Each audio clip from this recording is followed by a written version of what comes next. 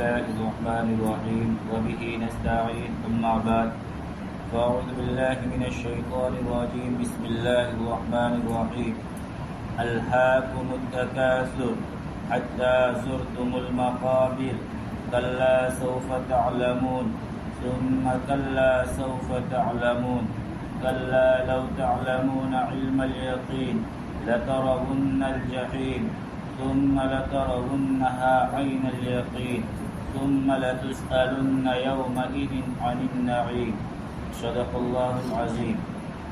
دنیاوی سامان پر فخر کرنا تم کو آخرت سے غافل کیے رکھتا ہے، یہاں تک کہ تم قبرستان میں پہنچ جاتے ہو۔ ہرگز نہیں، تم کو بہت جلد معلوم ہو جاوے گا، ہرگز نہیں، تم کو بہت جلد معلوم ہو جاوے گا، ہرگز نہیں۔ اور اگر تم یقینی طور پر جان لیتے، واللہ تم لوگ ضرور دوزخ کو دیکھو گے، واللہ تم لوگ ضرور اس کو ایسا دیکھو گے جو خود یقین ہے، پھر اس روز تم سے سب نعمتوں کی پوچھ ہوگی۔ یہ سورہ شریفہ جو آپ کے سامنے تلاوت کی سورہ تکاثر ہے۔ سب سے پہلے اس سورہ شریفہ کا شان نزول سن لیجیے۔ حضرت شاہ صاحب رحمۃ اللہ علیہ نے اپنی تفسیر کے اندر اس کی شان نزول کے بارے میں لکھا ہے کہ قریش کے دو بڑے بڑے قبیلے تھے، بنو عبد مناف اور بنو سہم۔ بنو عبد مناف سے نبی پاک صلی اللہ علیہ وسلم کا تعلق ہے۔ عبد مناف یہ نبی پاک صلی اللہ علیہ وسلم کے دادا عبد المطلب کے دادا ہوتے ہیں، عبد المطلب بن ہاشم بن عبد مناف۔ تو یہ عبد مناف نبی پاک علیہ السلام کے دادا عبد المطلب کے یہ دادا تھے۔ اور دوسرا قبیلہ جو قریش کا جو بڑا تھا، قبیلہ بنو سہم، اس کا سردار تھا عاص بن وائل سہمی۔ ان دونوں خاندانوں میں ایک مرتبہ اپنی بڑائی، برتری اور اپنے فائق ہونے کے معاملے میں بحث ہو گئی۔ بنو عبد مناف میں اور بنو سہم میں ہر ایک اپنی دولت، اپنی ثروت کو بیان کر رہا ہے کہ ہمارے پاس اتنا مال ہے، اپنے کارناموں کو ہر کوئی بیان کر رہا ہے کہ ہم نے اتنی شادیاں کی، ہم نے ایسی مہمان نوازیاں کی اور ہم نے ایسے ایسے کارنامے انجام دیے۔ یہاں تک کہ آخر میں خاندان کے افراد کتنے ہیں اس کے اوپر بحث ہونے لگی۔ جب افراد شمار کیے گئے تو اس میں بنو عبد مناف کے افراد بنو سہم کے مقابلے میں کچھ زیادہ ہی تھے۔ تو بنو سہم نے یہ کہا کہ ہم چونکہ بہادر لوگ ہیں، جنگوں میں ہمارے آدمی زیادہ تر مارے گئے ہیں، تو جو زندہ ہے صرف ان کی گنتی نہیں ہوگی بلکہ جو قبروں میں جا چکے ہیں ان کی بھی گنتی ہونی چاہیے۔ چنانچہ یہ لوگ قبرستان گئے، اس کو گنو اس کو گنو، قبریں گنی جا رہی ہے۔ اس پر اللہ تبارک تعالیٰ کی طرف سے ان کی جہالت کو بیان کرنے اور ان کی اس غفلت کی مذمت بیان کرنے کے لیے اللہ تعالیٰ نے یہ سورہ شریفہ نازل فرمائی۔ یہ اس سورہ شریفہ کا شان نزول ہے۔ اب اس کی فضیلت کے سلسلے میں حدیث مبارکہ کے اندر آتا ہے، مستدرک حاکم کی روایت ہے، نبی پاک صلی اللہ علیہ وسلم نے ایک مرتبہ حضرات صحابہ کو مخاطب کرتے ہوئے فرمایا کہ کیا تم میں کوئی آدمی ایسی طاقت رکھتا ہے کہ قرآن پاک کی 1000 آیتوں کی تلاوت کر لے؟ کیا تم میں کوئی آدمی اس کی طاقت رکھتا ہے کہ قرآن پاک کی 1000 آیتوں کی تلاوت کر لے؟ صحابہ رضی اللہ عنہ نے عرض کیا، یا رسول اللہ، اس کی تو کون طاقت رکھے گا کہ روزانہ 1000 آیتیں تلاوت کر لے؟ 10 آیتیں بھی آج مشکل سے کوئی پڑھتا ہے، اللہ ماشاء اللہ۔ حالانکہ درمیان میں ایک بات کہہ لو، ہمیں روزانہ اپنی تلاوت کا ایک معمول مقرر کرنا چاہیے۔ نبی پاک صلی اللہ علیہ وسلم کی ایک حدیث مبارکہ ہے، آپ نے اس میں ارشاد فرمایا کہ میری امت کی سب سے بہترین عبادت، میری امت کی سب سے بہترین عبادت قرآن پاک کی تلاوت ہے۔ قرآن پاک جہاں تلاوت ہے وہاں اللہ کا بہت بڑا ذکر بھی ہے۔ قرآن میں اللہ نے فرمایا وَلَذِكْرُ اللَّهِ أَكْبَرُ، یہ اللہ کا سب سے بڑا ذکر ہے۔ اس لیے ہمیں اپنے 24 گھنٹے کے اوقات میں تھوڑا سا وقت مقرر کر لینا چاہیے کہ اس میں ہم روزانہ کچھ نہ کچھ تلاوت کر لیں۔ ہمارا کوئی دن تلاوت قرآن کے بغیر گزرنا نہیں چاہیے۔ تو اللہ کے نبی علیہ السلام نے صحابہ سے فرمایا، کیا تم میں کوئی ایسی طاقت رکھتا ہے کہ جو روزانہ 1000 آیتوں کی تلاوت کر لے؟ صحابہ نے عرض کیا، اللہ کے رسول، اس کی تو کون طاقت رکھے گا؟ تو نبی پاک علیہ السلام نے ارشاد فرمایا، کیا تم میں سے کوئی آدمی سورہ الحاکم التکاثر نہیں پڑھ سکتا؟ کیا تم میں کوئی آدمی سورہ الہاکم التکاثر نہیں پڑھ سکتا؟ گویا جو اس کو پڑھے گا وہ قرآن پاک کی 1000 آیتیں پڑھنے کے برابر سمجھا جائے گا۔ یہ اس سورہ شریفہ کی فضیلت ہے۔ اب پہلی آیت کے اندر آیا الہاکم التکاثر، تکاثر مال و دولت، عیش و عشرت اور راحت حاصل کرنے کے ایک دوسرے کا مقابلہ کرنا، اس کو کہا جاتا ہے تکاثر۔ آج کل ہم دیکھیں گے دنیا میں ہر ایک کی کوشش یہی ہے کہ میں مال و دولت میں فلاں سے آگے نکل جاؤں، اس سے زیادہ مال حاصل کر لو، اس سے زیادہ عیش و عشرت کے سامان میں اپنے پاس مہیا کر لو، اکٹھا کر لو، اس سے زیادہ راحت کے اسباب میں جمع کر لو۔ گویا کہ دولت و ثروت، عیش و عشرت اور راحت کے اسباب حاصل کرنے میں ایک دوسرے کا مقابلہ ہو رہا ہے اور اسی کی دوڑ لگی ہوئی ہے۔ یہی مقابلہ پوری دنیا میں چل رہا ہے اور یہی چکر چل رہا ہے کہ فلاں کے پاس اتنے بنگلے ہیں، اتنی مہنگی گاڑی ہے تو میرے پاس اس سے زیادہ بنگلے ہونے چاہیے، اس سے زیادہ مہنگی گاڑی ہونی چاہیے۔ فلاں کے پاس اتنا بینک بیلنس ہے، میرے پاس اس سے زیادہ بینک بیلنس ہونا چاہیے۔ یہی دوڑ لگی ہوئی ہے اور اسی نے سارے انسانوں کو اپنی زندگی کے اصل مقصد سے غافل کر دیا ہے اور ہٹا دیا ہے۔ دنیا کا نظام جو ہے وہ کئی صدیوں سے چل رہا ہے۔ ہم دیکھتے ہیں کہ جب انسان پیدا ہوتا ہے تو شروع میں بچہ ہوتا ہے، پھر جوان ہوتا ہے، پھر ادھیڑ عمر کو پہنچتا ہے، پھر اس کے بعد بوڑھا ہوتا ہے، پھر مر کر قبر میں پہنچ جاتا ہے، کہانی ختم ہو جاتی ہے۔ بہت سے وہ بھی ہے کہ جو بڑھاپے کی عمر آنے سے پہلے ہی دنیا کو الوداع کہہ دیتے ہیں۔ لیکن کیا آج تک کوئی ایک آدمی بھی ہمیں ایسا نظر آیا جو یہاں دنیا میں آیا ہو اور ہمیشہ رہا ہو؟ موت نے اس کو اپنا شکار نہ بنایا ہو؟ کیا ہمیں ایسا کوئی آدمی نظر آیا؟ نہیں۔ سارا سال ہو گئے، صدیاں بیت گئی، دنیا کا یہ ایک نظام چل رہا ہے، لیکن آج تک ایک آدمی بھی ہم کو ایسا نہیں ملے گا جس کو دیکھ کر ہم یہ کہہ سکے کہ یہ 5 صدیوں سے 10 صدیوں سے دنیا میں ہے، یہ بہت پرانے زمانے کا ہے، یہ ابھی زندہ ہے۔ ایسا کوئی آدمی ہم کو نہیں ملے گا، کیونکہ اللہ نے قرآن میں فرمایا کل من علیہا فان، جو بھی اس دنیا میں آیا ہے اس کو یہاں سے جانا ہے۔ یہ دنیا میں آنا یہ جانے کی نشانی ہے۔ الغرض، اس قانون سے کوئی انکار نہیں کر سکتا۔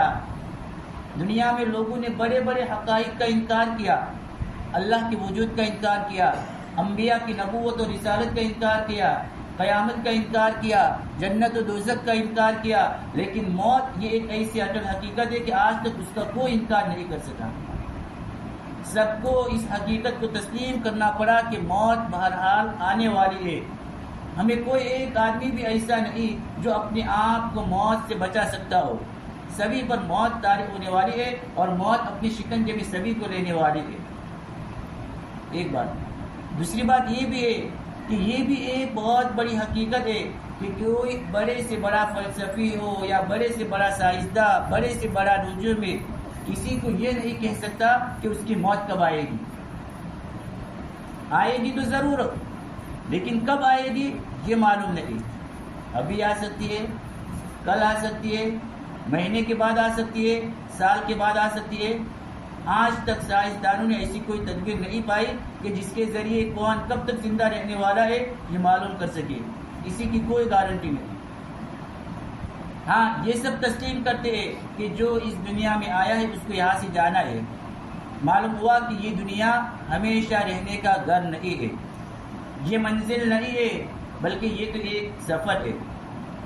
اگر یہ منزل ہوتی دنیا تو دنیا میں ہمیں کچھ لوگ ایسے نظر آتے جو مستقل طور پر یہاں پہ رہتے ہو، کہ یہ لوگ جب سے یہاں پہ آئے ہیں یہاں سے گئے نہیں ہیں، یہ دنیا ہی میں رہتے ہیں۔ معلوم ہوا کہ یہ دنیا ہمیشہ رہنے کی جگہ نہیں ہے، یہ منزل نہیں ہے، بلکہ یہ ایک سفر ہے۔ جیسے دنیا میں کوئی آدمی سفر کرتا ہے، اگر وہ عقل مند اور ہوش مند، ہوش و حواس والا ہو تو اس کے سفر کا کوئی نہ کوئی مقصد ہوتا ہے۔ مثلا ہم سفر کرتے ہیں تو کیوں کر رہے ہیں؟ تجارت کے لیے کر رہے ہیں، اپنے عزیزہ اقربا اور رشتہ داروں سے ملاقات کے لیے کر رہے ہیں، علم حاصل کرنے کے لیے کر رہے ہیں، حج عمرہ کے لیے کر رہے ہیں، سیر و سیاحت کے لیے کر رہے ہیں۔ کوئی ایسا ہے جو سفر میں جا رہا ہو تو اس کو پوچھو کہ تم سفر میں کیوں جا رہے ہو؟ کیا مقصد ہے تمہارا سفر کرنے کا، وہ یہ کہے کہ مجھے معلوم نہیں میرا سفر کا مقصد کیا ہے، تو اس کو لوگ کیا کہیں گے؟ بیوقوف کہیں گے کہ سفر میں جا رہا ہے اور کس مقصد سے جا رہا ہے اس کو اپنا مقصد ہی معلوم نہیں۔ تو یہاں دنیا کا سفر جس کو ہم طے کر رہے ہیں، ہمیں جب پوچھا جاتا ہے کہ تمہارے سفر کا مقصد کیا ہے تو ہم اپنے مقصد سے غافل ہیں۔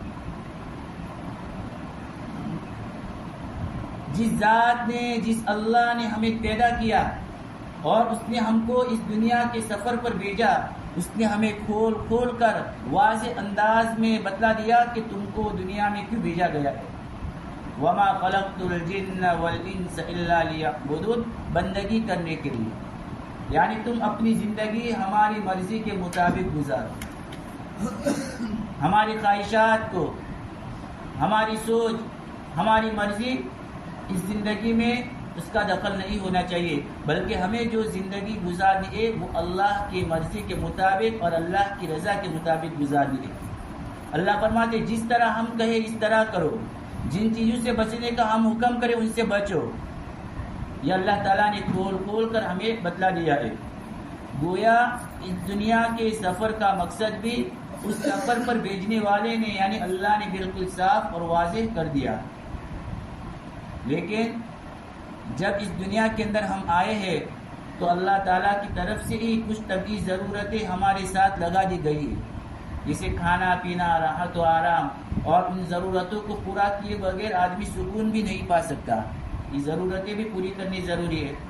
کھانے کی ضرورت پیش آئے تو اس کو پورا کرنے کے لیے اللہ تعالیٰ ہی کی طرف سے کچھ کام کاج، اسی طرح کاروبار کرنے کی اللہ نے ہمیں اجازت دی، لیکن وہ بقدر ضرورت۔ اصل مقصد تو یہ ہے کہ ہم اپنی زندگی کو اللہ کے حکم کے مطابق گزاریں، اس کی بندگی میں، اس کی عبادت میں، اس کی تابعداری اور فرمانبرداری میں گزاریں، اس کے بندے بن کر ہم رہے، اس کی مرضی کے مطابق چلے، جن کاموں کے کرنے کا حکم دیا ہے ان کو انجام لائے، بجا لائے، اور جن سے بچنے کو کہا ہے ان سے بچے۔ اصل چیز یہی ہے۔ لیکن اس دنیا کی طلب میں ہم لوگ ایسے کھو گئے کہ ہم نے اپنی زندگی کے مقصد کو بھلا دیا کہ ہم یہاں پہ کیوں آئے تھے، اللہ نے ہم کو اس دنیا کے اندر کیوں بھیجا تھا۔ اپنے سفر کے مقصد سے ہی ہم غافل ہو گئے، اور ایسے غافل اور دنیا کی طلب میں ایسے مشغول ہو گئے کہ دنیا سے جانے کا وقت آ جاتا ہے، موت آ جاتی ہے، وہاں تک ہماری یہ غفلت دور نہیں ہوتی۔ مرے، قبرستان پہنچے، اب اگر خیال آیا تو کیا فائدہ؟ زندگی کا مقصد پورا کرنے میں جو غفلت اور کوتاہی ہوئی ہے اس کی تلافی کا اب وقت نہیں رہا، کیونکہ موت آ گئی۔ اسی کو اللہ تعالیٰ نے اس سورہ شریفہ کے اندر بیان فرمایا ہے۔ الہاکم التکاثر، ایک دوسرے سے بڑھ چڑھ کر دنیا کا عیش حاصل کرنے کی ہوس نے تم کو غفلت میں ڈال دیا، یعنی اس کو حاصل کرنے میں ہم ایسے مشغول ہو گئے کہ دنیا میں کیوں آئے ہو، دنیا میں کیا کرنا ہے، ہمارے آنے کا مقصد کیا ہے، اس کی طرف سے ہم غافل ہو گئے۔ خلاصہ کہ ہم نے اپنی مقصد زندگی کو بھلا دیا، ہمارا دنیا میں آنے کا مقصد کیا تھا، ہم نے اسی کو بھلا دیا۔ حتی زرتم المقابر، یہاں تک کہ تم قبرستان تک پہنچ جاتے ہو، یعنی یہ غفلت بھی ایسی کہ موت تک ختم ہونے کا نام نہیں لیتی۔ مرنے کے بعد قبرستان پہنچ گئے، اب اگر غفلت دور ہو تو کیا فائدہ؟ کلا سوف تعلمون، اللہ فرماتے ہرگز ایسا نہیں کرنا چاہیے، تمہیں عنقریب پتہ چل جائے گا، یعنی ایسی غفلت میں نہیں پڑنا چاہیے، اپنی زندگی کے مقصد کو نہیں بھلانا چاہیے۔ جب موت آئے گی اور قبر میں پہنچو گے تب تم کو پتہ چل جائے گا، ایسی غفلت مناسب نہیں۔ ثم کلا سوف تعلمون، پھر سن لو، تاکیداً اللہ فرما رہے ہرگز تم کو ایسا نہیں کرنا چاہیے، تمہیں عنقریب پتہ چل جائے گا۔ جب میدان حشر میں پہنچو گے تب پتہ چل جائے گا، قبر میں جانا ہے، میدان حشر میں پہنچنا ہے، اور یہ دور نہیں ہے، یہ قریب ہے۔ کل ما هو آت قریب، ہر وہ چیز جو آنے والی ہے وہ قریب ہی ہے، ابھی ہمیں دور نظر آتی ہے لیکن حقیقت میں وہ دور نہیں، وقت گزر جاتا ہے، دیر نہیں لگتی۔ پھر فرمایا کلا لو تعلمون علم الیقین، ہرگز نہیں، اگر تم یقینی علم کے ساتھ یہ بات جان لیتے، تمہیں اس بات کا یقین ہوتا کہ ہمیں آخرت میں جانا ہے، تو کبھی بھی ایسی غفلت سے کام نہ لیتے، ان چیزوں میں مشغول نہ ہوتے جو آدمی کو غفلت میں ڈال دی۔ لَتَرَوُنَّ الْجَحِيمَ، ضرور بھی ضرور تم دوزخ کو دیکھو گے، یعنی موت کے بعد جب میدان حشر میں پہنچو گے تو باقاعدہ دوزخ لائی جائے گی اور سب لوگ دوزخ کی زیارت کریں گے، اس کو دیکھیں گے اپنی آنکھوں سے۔ ثُمَّ لَتَرَوُنَّهَا عَيْنَ الْيَقِينِ، اور پھر یقین جانو کہ تم اسے بالکل یقین کے ساتھ دیکھ لو گے۔ اب یہاں پہ دیکھیں، ایک ہے عین الیقین اور ایک ہے حق الیقین اور ایک ہے علم الیقین۔ یقین کے 3 درجے ہیں، ایک ہے علم الیقین، یہ سب سے پہلا درجہ، پھر ایک ہے عین الیقین دوسرا درجہ، اور تیسرا آخری درجہ یہ ہے حق الیقین۔ پہلا درجہ اس کو چھوڑ دیا ہے، بلکہ آخر کے 2 درجے اس کو بیان کیا مفسرین نے۔ عین الیقین کا مطلب یہ ہوتا ہے کہ کسی چیز کے متعلق کوئی معتبر آدمی جو ہمارے نزدیک قابل اعتبار ہو، جس کے اوپر ہمیں اعتماد ہو، وہ ہمیں خبر دے تو اس کا علم اور جانکاری یقینی ہوتی، ہم اس کی بات پر اعتماد کرتے۔ پھر اگر جو اس نے ہمیں خبر دے اسی چیز کو ہم اپنی آنکھوں سے دیکھ لے تو اس کو کہتے عین الیقین۔ جب تک اس نے خبر دی تو ہوا علم الیقین، ہمیں یقین کا علم ہوا، اس چیز کا علم ہوا، لیکن اسی چیز کو جو اس نے ہمیں بتلایا اپنی آنکھوں سے ہم نے دیکھ لیا تو یہ ہوا عین الیقین۔ اور اگر اس کا تجربہ بھی ہو جائے تو پھر یہ ہو گیا حق الیقین۔ مثال کے طور پر کوئی آدمی ہمیں یوں کہے کہ آگ جلاتی ہے، کہنے والا آدمی ہمارے نزدیک قابل اعتماد ہے، معتبر ہے۔ جب وہ یوں کہے گا کہ آگ جلاتی ہے تو اس کے کہنے سے ہمیں ایک علم حاصل ہوا تو اس کو کہیں گے علم الیقین۔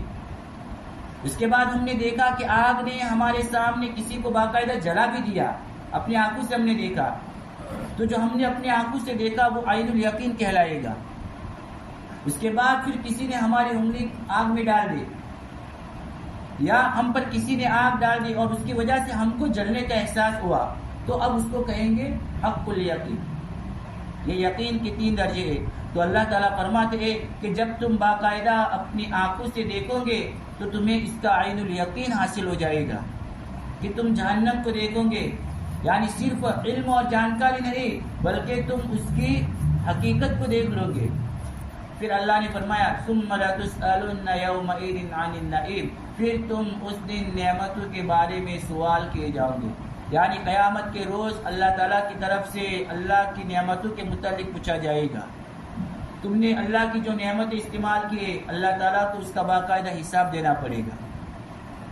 حدیث مبارکہ ہے جس کے راوی حضرت عبداللہ بن شقیق رضی اللہ عنہ فرماتے ہیں کہ ایک مرتبہ میں نبی پاک علیہ السلام کی خدمت میں حاضر ہوا تو میں نے سنا کہ نبی پاک صلی اللہ علیہ وسلم سورہ الہاکم التکاثر تلاوت فرما رہے ہیں۔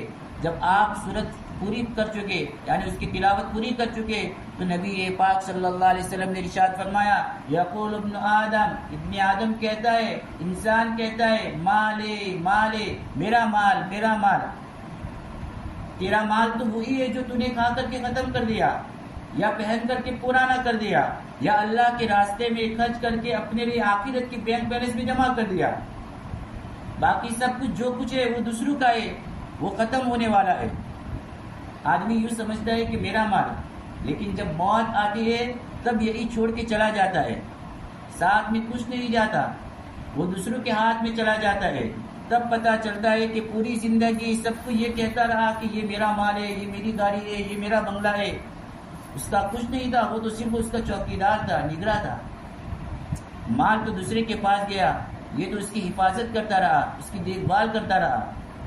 اپنا تو وہی ہے جو کچھ کھا کر ختم کر لے یا پہن کر پرانا کر لے یا اللہ کے راستے میں خرچ کر کے آخرت کی بینک بیلنس میں جمع کر لے، یہ انسان کا اپنا ذاتی ہے، باقی جو کچھ ہے وہ سب دوسروں کا ہے۔ اسی طرح بخاری شریف کے اندر روایت ہے، نبی پاک صلی اللہ علیہ وسلم نے ارشاد فرمایا کہ آدمی دنیا حاصل کرنے میں اور ایک دوسرے سے بڑھ چڑھ کر آگے بڑھنے کی کوشش کرتا ہے۔ آدمی دنیا حاصل کرنے میں اور ایک دوسرے سے بڑھ چڑھ کر آگے بڑھنے کی کوشش کرتا ہے۔ حدیث مبارکہ میں اللہ کے نبی نے فرمایا کہ انسان کو اگر ایک وادی کہا جاتا ہے 2 پہاڑوں کے درمیان کی جو ہموار زمین رہتی ہے اس کو، انسان کو اگر ایک وادی سونے سے بھری ہوئی مل جائے تو وَحِبُّ أَن يَكُونَ لَهُ وَادِيَانِ، حدیث کے الفاظ ہے، اس پر انسان کو صبر نہیں ہوتا، وہ تو چاہتا ہے کہ ایسی 2 وادیاں اور مل جائیں، حالانکہ جو یہ ایک وادی اس کو سونے سے بھری ہوئی ملی ہے اس کی کئی نسلیں یہ اس سے کام چلا سکتی ہے، لیکن انسان کی خواہش یہ ہوتی ہے کہ مجھے اور مل جائے، اس کی حرص کی کوئی انتہا نہیں۔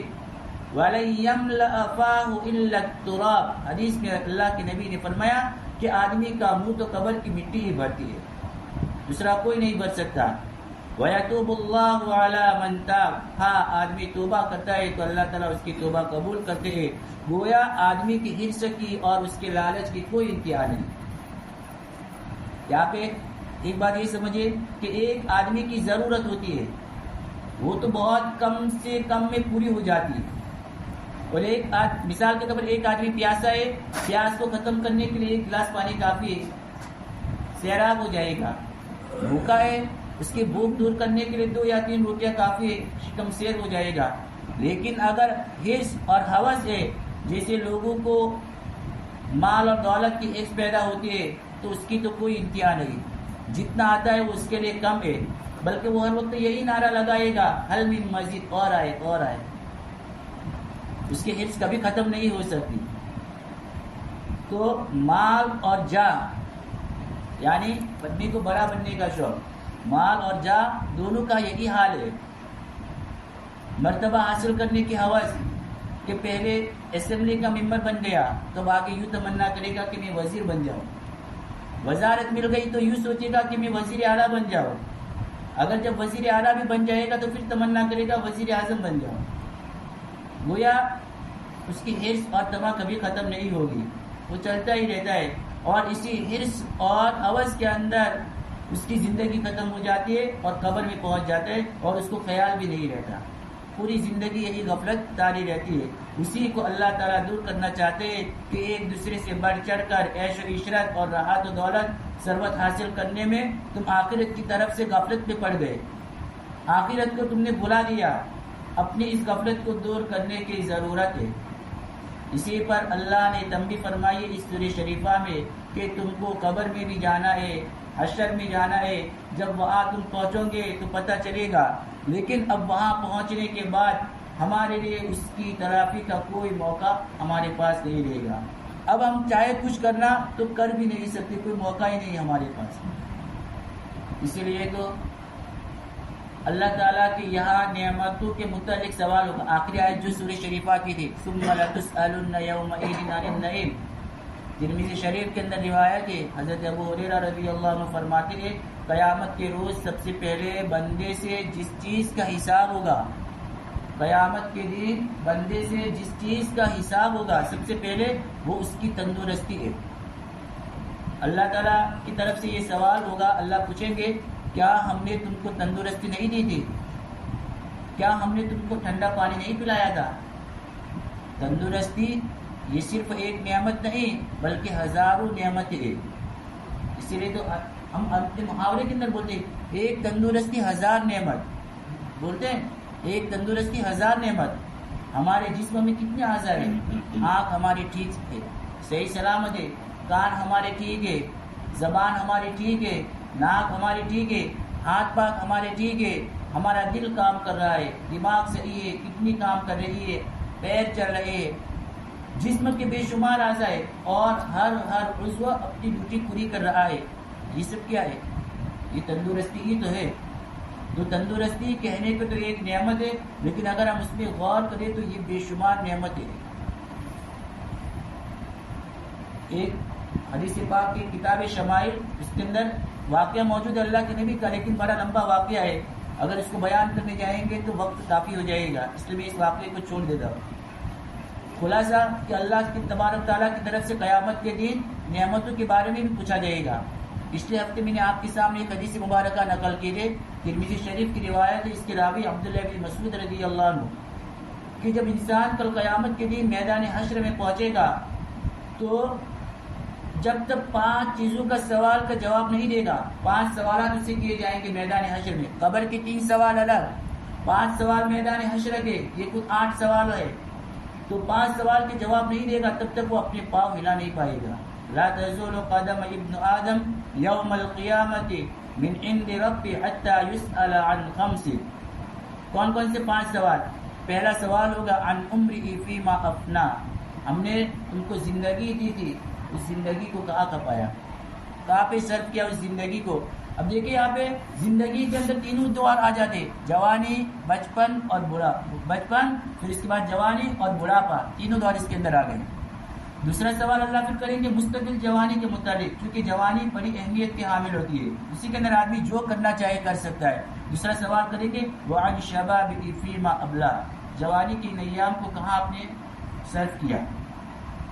پھر تیسرا اور چوتھا سوال جو ہوگا مال کے متعلق، وعن مال من این اکتسبہ وفیما انفقہ، کہ کہاں سے کمایا اور کہاں پہ خرچ کیا. مال کے متعلق 2 سوال ہوں گے، کن طریقوں سے کمایا، ناجائز طریقوں سے تو نہیں کمایا، کیونکہ اگر ناجائز طریقے سے کمائیں گے یہ تو ایک مستقل بڑا وبال ہے یہ، اور جائز طریقے سے کمایا ہے تو پھر کہاں پہ اس کو خرچ کیا، جہاں اللہ تعالیٰ نے خرچ کرنے کی اجازت اور حکم دیا ہے وہاں یا دوسری جگہ پہ.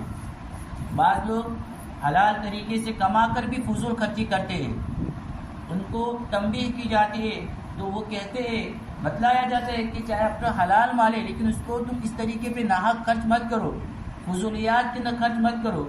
جو کہتے میں نے حلال طریقے سے کمایا ہے، میرا مال ہے، جس طرح چاہوں میں استعمال کر سکتا ہوں، یہ مناسب نہیں. اللہ تعالیٰ نے جہاں ہمیں خرچ کرنے کا حکم دیا ہے وہیں پہ ہمیں خرچ کرنا چاہیے، دوسری جگہ نہیں، اور ضرورت سے زائد بھی نہیں. فضول خرچی کی شریعت اجازت نہیں دیتی. 2 چیزیں، ایک اسراف ہے اور ایک ہے فضول خرچی. پھر 5واں سوال جو ہوگا ماذا عمل فیما علم، جو علم تم نے حاصل کیا ہے، جسے ابھی ہم نے سن کے علم حاصل کیا، دین کی جو جانکاری ہم نے لی اس پر کتنا عمل کیا. یہ 5 سوال کے جواب جب تک انسان نہیں دے گا وہاں تک وہ اپنے پاؤں ہلا نہیں پائے گا. دیکھیے اگر دنیا کے امتحانات کے اندر پیپر اگر اس کا راز فاش ہو جائے، پیپر اگر آؤٹ ہو جائے تو دنیا والے دوسرے امتحان دلواتے کہ چلو پیپر کھل گیا تھا، سب کے سامنے پہلے سے پتہ چل گیا تھا، اس لیے یہ امتحان قابل اعتبار نہیں، اس کو بعد میں دوبارہ دلوایا جائے گا. لیکن یہاں پہ تو اللہ نے پہلے سے ہمیں واضح کر دیا ہے کہ تم کو یہ ایگزام میں آئے گا اور اس سوال کا جواب دینا ہے. اور اپنی زندگی اگر اللہ کے حکم کے مطابق اور نبی کے طریقوں کے مطابق گزاری ہوگی تو پھر ہم ان سوالوں کے جوابات آسانی سے دے پائیں گے. اللہ ہمارے لیے آسانی کرے. اب ایک حدیث مبارکہ ہے کہ نبی پاک صلی اللہ علیہ وسلم نے ارشاد فرمایا کہ کل قیامت کے روز جب انسان اللہ کے دربار میں پیش کیا جائے گا تو اس کے ساتھ 3 دفتر ہوں گے، یعنی 3 بڑے بڑے اس کے اعمال نامے ہوں گے. فرشتے پیش کریں گے. جب انسان بھی اللہ کے سامنے حاضر ہوگا تو فرشتے اس کے 3 دفتر ہر انسان کے پیش کریں گے. پہلے دفتر میں اللہ کی نعمتوں کا تذکرہ ہوگا. پہلی جو بک ہوگی فرشتے جو پیش کریں گے اس کے اندر اللہ کی نعمتوں کا تذکرہ ہوگا. جو انسان نے زندگی پر اللہ کی نعمت استعمال کی، ہم پیدا ہوئے تب سے لے کر مرنے تک کتنی گلاس ہم نے پانی پیا، ہمیں تو حساب بھی معلوم نہیں. کتنی سانس لی، اپنی زندگی کو باقی رکھنے کے لیے کتنی سانس لیتا ہے. خلاصہ تو پہلے دفتر کے اندر، ایک دفتر کے اندر اللہ کی ساری نعمتوں کا تذکرہ ہوگا. دوسرے دفتر کے اندر انسان نے جو نیک اعمال کیے ان کا تذکرہ ہوگا کہ پوری زندگی اس نے کتنی نمازیں پڑھی، کتنے روزے رکھے، کتنے قرآن پاک اس نے مکمل کیے، کتنی تسبیحات پڑھی. خلاصہ زندگی بھر کی ساری نیک اعمال اس دفتر کے اندر ہوں گے. اور تیسرے دفتر کے اندر اس کے گناہوں کا تذکرہ ہوگا. تو ہر انسان کے ساتھ جب انسان اللہ کے دربار میں حاضر ہوگا تو فرشتے ہر انسان کے یہ 3 دفتر پیش کریں گے. اس وقت نعمتوں کے دفتر میں اللہ کی جو سب سے چھوٹی اور سب سے کم درجے کی جو نعمت ہوگی، نعمتوں کے دفتر میں اللہ کی سب سے چھوٹی اور کم درجے کی جو نعمت ہوگی، اس نعمت سے اللہ تعالیٰ یوں کہیں گے کہ اس کے نیک اعمال میں سے تو اپنی قیمت وصول کر لیں. سب سے چھوٹی نعمت سے اللہ کہیں گے اس کے نیک اعمال میں سے تو اس کی اپنی قیمت وصول کر لے. چنانچہ وہ نعمت آگے بڑھے گی اللہ کی اور اس کے سارے نیک اعمال کو لے کر ایک طرف کھڑی ہو جائے گی. جب ایک طرف کھڑی ہو جائے گی اور پھر کہے گی باری تعالیٰ میں نے اپنی قیمت وصول کر لی. اللہ تعالیٰ اس سے پوچھیں گے کہ یہاں پہ کھڑی ہو گئی تو وہ کہے گی کہ میں نے اس کی ساری عبادتیں، اس کے سارے نیک اعمال لے لیے، پھر بھی میری قیمت ابھی وصول نہیں ہوئی، پھر بھی میری قیمت ابھی وصول نہیں ہوئی. تو آدمی سوچے گا اب تو گئے، ابھی تو ایک چھوٹی سی چھوٹی نعمت کی قیمت ہم نے ادا نہیں کی، زندگی پر باقی کتنی ساری نعمتیں ہم نے استعمال کی تو ان کا کیا ہوگا؟ اب تو نیک اعمال بھی ہمارے پاس نہیں ہے، اب تو گناہ ہی گناہ ہے، لہٰذا ہم تو گئے کام سے، جہنم میں جانا ہی پڑے گا. تو اللہ تعالیٰ حدیث مبارکہ میں آتا ہے جس پر اپنا فضل فرمانا چاہیں گے، اللہ جس کو کامیاب کرنا چاہیں گے تو اللہ فرمائیں گے جا میں نے تیری نیکیاں ڈبل کر دی اور میں تجھ سے اپنی نعمتوں کا اب حساب نہیں دیتا. جس کو اللہ کامیاب کرنا چاہیں گے، جس کو پر فضل فرمانا چاہیں گے تو اللہ سے یہ کہیں گے میں تیری نیکیاں ڈبل کر دیتا ہوں اور تجھ سے اپنی نعمتوں کا بھی حساب نہیں لوں گا اور میں نے تیرے گناہ معاف کر دیے. تو پھر اس انسان کا بیڑا پار ہو جائے گا. خلاصہ یہ کہ قیامت کے روز ان نعمتوں کا سوال ہوگا. ہم ان نعمتوں کو آج اتنی بے دردی کے ساتھ اور غفلت کے ساتھ استعمال کرتے ہیں. مثال کے طور پر ایک پانی ہے، پانی کتنا ہم ضائع کرتے ہیں. یا وضو کرنے بیٹھتے تو بھی اسی طرح اپنے گھروں کے اندر مذکورات کتنا پانی ضائع کرتے. ایک گھر دھونے میں چھوٹا سا گھر رہتا ہے اور اس گھر کے دھونے میں کتنا پانی لوگ ضائع کرتے ہیں. اللہ کے نبی کی ایک حدیث ہے کہ وضو کرنے بیٹھو چاہے جاری نہر پر ہو، فی نہر جار، حدیث کا لفظ ہے کہ جاری نہر پر ہو پھر بھی اس کے اندر وضو میں اسراف مت کرو. وہاں پہ نہر میں تو پانی کی کوئی کمی نہیں ہے، لیکن پھر بھی یہاں پہ وضو کرنے بیٹھتے نل چالو ہے، باتیں بھی کر رہے، مسواک بھی کر رہے ہیں، کتنا. اور بعض لوگ تو ایسے جن کو شک کی بیماری ہو جاتی ہے تو بار بار دھوتے رہتے، 3 مرتبہ سے بھی زیادہ دھوتے، جبکہ شک کا کوئی علاج ہی نہیں.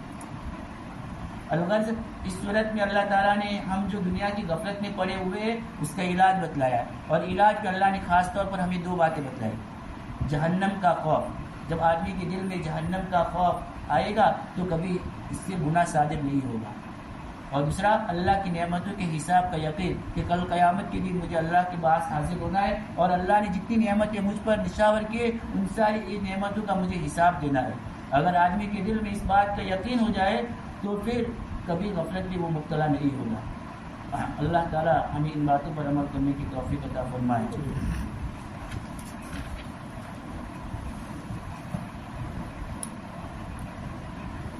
سبحانك اللهم وبحمدك وتبارك اسمك وتعالى جدك ولا اله غيرك. سبحان الله وبحمده عدد خلقه ورضا نفسه وزينة عرشه ومداد كلماته. وإلهكم إله واحد لا إله إلا هو الرحمن الرحيم. اللهم صل على سيدنا مولانا محمد وعلى آل سيدنا مولانا محمد وبارك وسلم. ربنا ظلمنا أنفسنا وإن لم تغفر لنا وترحمنا لنكونن من الخاسرين. ربنا فاغفر لنا ذنوبنا وكفر عنا سيئاتنا وتوفنا مع الأبرار. ربنا لا تزغ قلوبنا بعد إذ هديتنا وهب لنا من لدنك رحمة إنك أنت الوهاب. اللهم بارك لنا في رجب وشعبان وبلغنا رمضان. اللهم آنس وحشتنا في قبورنا. اللهم ارحمنا بالقرآن العظيم واجعله لنا إماما ونورا وهدى ورحمة. اللهم ذكرنا منه ما نسينا وعلمنا منه ما جهلنا وارزقنا تلاوته آناء الليل وآناء النهار واجعله لنا حجة يا رب العالمين. اللهم نور قلوبنا في القرآن وزين أخلاقنا بالقرآن ونجنا من النار بالقرآن وأدخلنا الجنة مع الأبرار بالقرآن. يا عزيز يا غفار يا حنان يا منان يا ذا الجلال والإكرام. اللهم اجعل القرآن لنا في الدنيا قرينا وفي القبر مونسا وعلى الصراط نورا وفي الجنة رفيقا ومن النار سترا وحجابا. اللهم إنا نجعلك في نحورهم ونعوذ بك من شرورهم. اللهم لا تسلط علينا من لم يرحمنا بذنوبنا. اللهم حرر المسجد الأقصى من الغاشمين اليهوديين. اللهم حرر المسجد الأقصى من الغاشمين اليهوديين. اللهم إنا نعوذ بك من الفتن ما ظهر منها وما بطن. سبحان ربك رب العزة عما يصفون وسلام على المرسلين والحمد لله رب العالمين.